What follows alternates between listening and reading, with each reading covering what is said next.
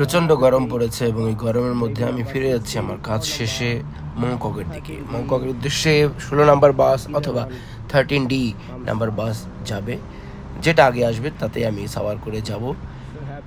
এই গরমের মধ্যে পাখির এই কিচিরমিচির শুনে বড় স্বাদ হয়। যদি পাখি হয়ে জন্মাতাম তাহলে দুটো ডানা থাকতো এবং নিজেকে ঠান্ডা করার জন্য উড়ে যেতাম, বাতাস খেতাম। কিন্তু শর্টেজ হচ্ছে যে দুটো পাখা নেই এবং এই গরমে এই জমিনের উপরেই বিচরণ করতে হচ্ছে। অ্যান্ড জাস্ট কল্পনা করছি যে যদি পাখি হতে পারতাম, উড়ে উড়ে হাওয়া খেতে পারতাম।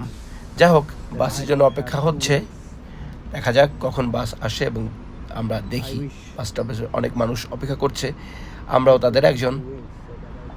লেসি হোয়েন ইটস কাম। বাট এখন যখন আপনাকে আমি এটা বলছি, তার কিন্তু 1-2 মিনিটের মধ্যেই বাস চলে এসেছিল।